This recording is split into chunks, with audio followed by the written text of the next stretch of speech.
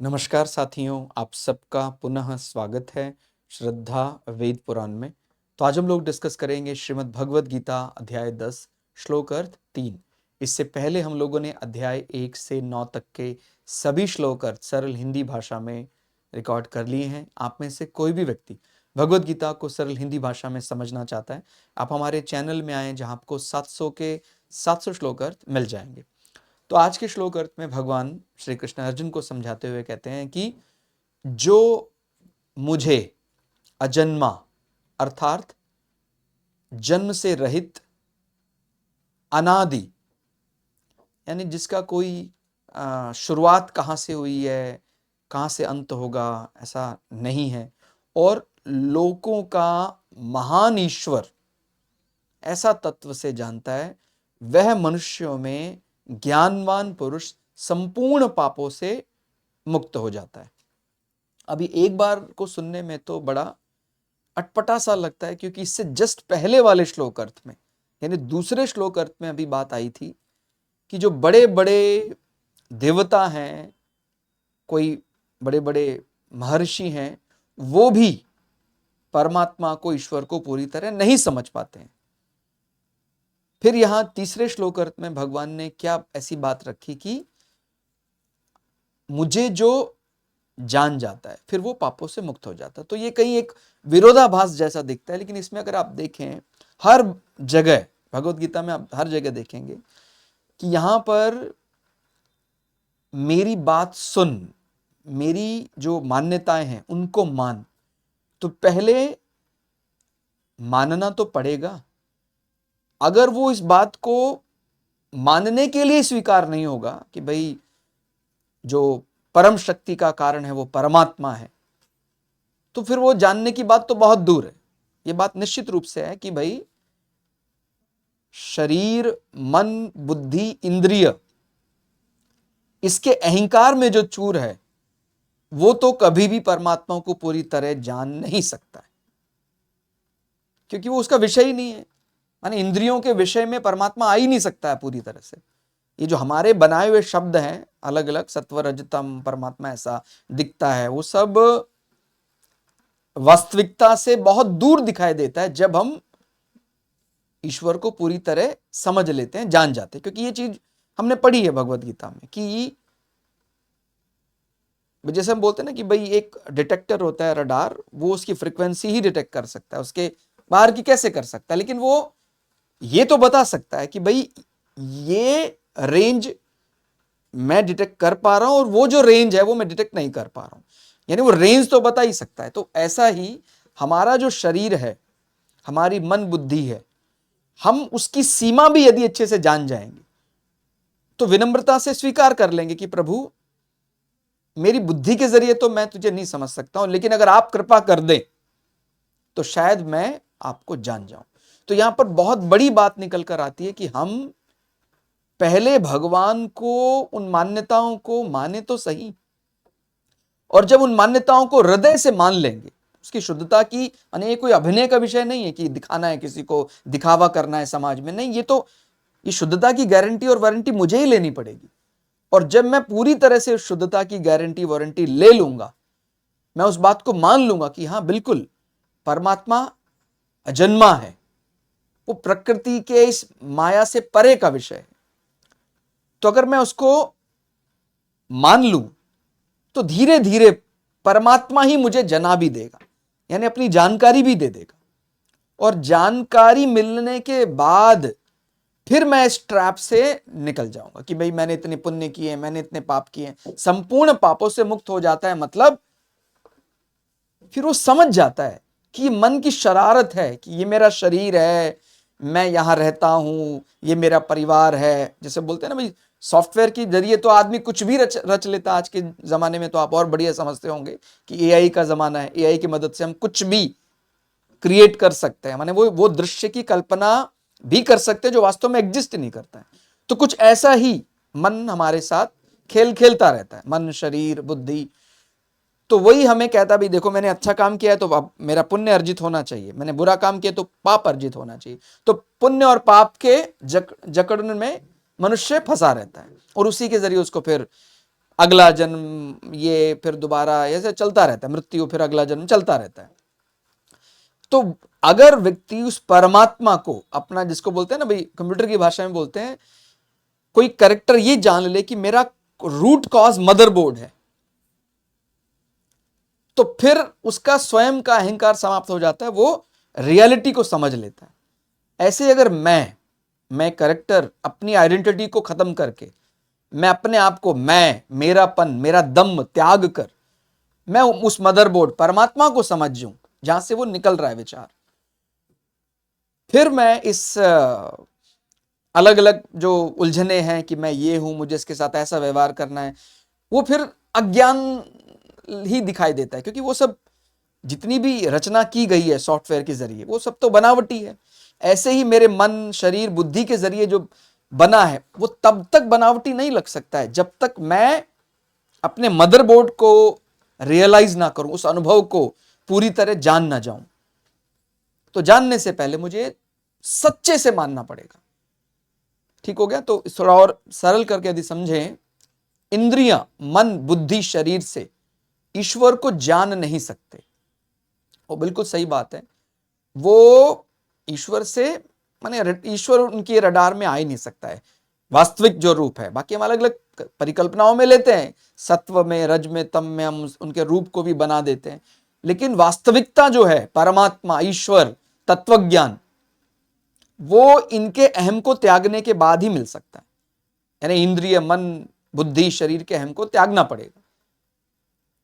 भगवान जानने का विषय नहीं है, प्रत्युत मानने का, अनुभव करने का विषय है।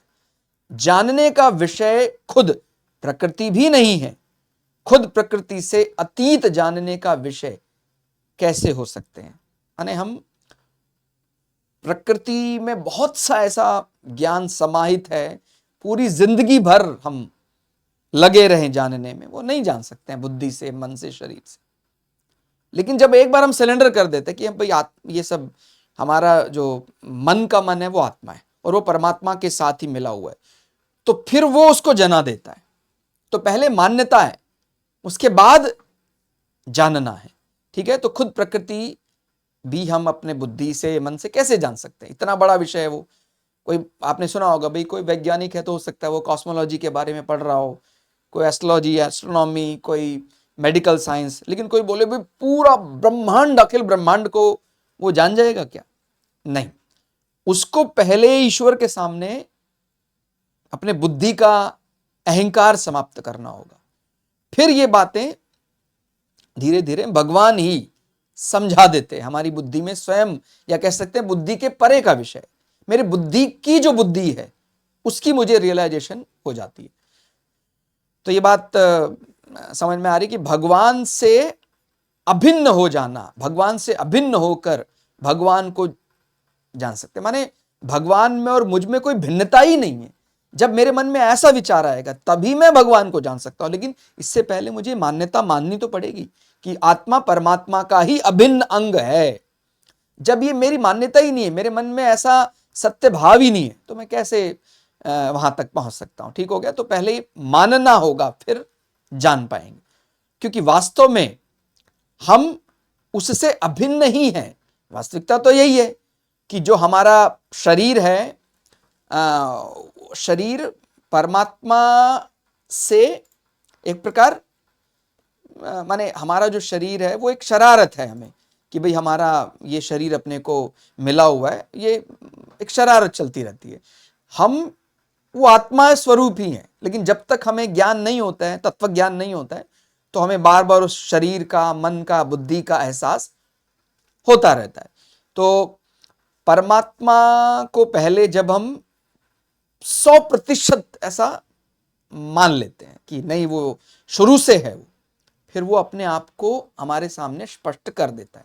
तो यदि मनुष्य भगवान का अनन्य भक्त होकर भगवान के पद चिन्हों का अनुसरण करे, भगवान को अविनाशी माने, अविनाशी यानी भाई परमात्मा का कभी विनाश नहीं होता है, इसमें संदेह का लेश मात्र गंध भी ना रहे। जैसे मैंने बोला 100% वारंटी गारंटी ले, साथ ही साथ यह जो क्षण भंगुर संसार है, जिसका प्रतिक्षण हर क्षण वो परिवर्तन हो रहा है। परिवर्तन को पूर्णतः समझे कि संसार में जिस क्षण में जिस रूप में मैंने देखा था उसको दोबारा दूसरे क्षण में वैसा नहीं देखा जा सकता है, क्योंकि संसार में दूसरे क्षण में ही परिवर्तन हो गया। लगातार इस परिवर्तित संसार को वो अपने से जब अलग देखने लग जाता है, इस प्रकार संसार को यथार्थ रूप से वो पहले उसकी मान्यता मानेगा, उसके बाद वो जान ले। संसार को जब जान लेगा तो फिर ईश्वर को ईश्वर अपने आप ही जना देगा। जिसने अपने सहित सारे संसार के मालिक ईश्वर को दृढ़ता से मान लिया और संसार की क्षण भंगुरता को तत्व से ठीक जान लिया, उसका संसार में मैं और मेरापन समाप्त हो जाता है, फिर रह ही नहीं सकता है। प्रत्युत एकमात्र भगवान में ही अपनापन हो जाता है। तो फिर जब वो मैं मेरापन ही समाप्त हो गया तो फिर पाप और पुण्य कहां रहे? तो पापों का भी स्वतः ही, वो पापों से स्वतः ही मुक्त हो जाता है। फिर वह ईश्वर के सगुण निर्गुण साकार निराकार रूप को तत्व से जान लेता है। फिर उसे मेरी लीला रहस्य माया प्रभाव ऐश्वर्य आदि में किंचित मात्र भी संदेह नहीं रहता कि भाई ये सब भगवान की माया है, ट्रैप है, और वो उसके उलझा नहीं सकती है। ऐसा व्यक्ति भगवान को तत्व से अजय यानी अजन्मा, शुरू से है, अविनाशी, जिसका कभी विनाश नहीं हो सकता, और लोक महेश्वर, लोक यानी पूरे ब्रह्मांड का जो कह सकते हैं रचयिता, लोक महेश्वर रक्षक, पूरे ब्रह्मांड को महेश्वर के रूप में ऐसा मान लेता है कि भगवान ही लोक महेश्वर है, और वह सब पापों से मुक्त हो जाता है। तो जब व्यक्ति के मन में, तो पहली चीज क्या है, उसको मन में ये बात, अपने मन को बुद्धि को समझानी होगी कि 100% ये बात सही है। तो पहले वो मानेगा और फिर वो जान लेगा। मानने के लिए तैयार नहीं है, अपने शरीर अपने बुद्धि अपने मन के अहंकार को त्यागने के लिए तैयार नहीं है, तो कैसे समझ में आएगा? तो जब कोई भी व्यक्ति सत्य मार्ग पर चलता है, जीवन में सबके साथ व्यवहार में सत्य पालन करता है, तो उसके वही सत्य पालन होने के कारण ही उसके धीरे धीरे ईश्वर पर विश्वास होता है। फिर वो विश्वास दृढ़ होना शुरू हो जाता है, क्योंकि सत्यता का अर्थ क्या है? परमात्मा। वास्तव में तो यही सत्य है ना कि भाई परमात्मा है।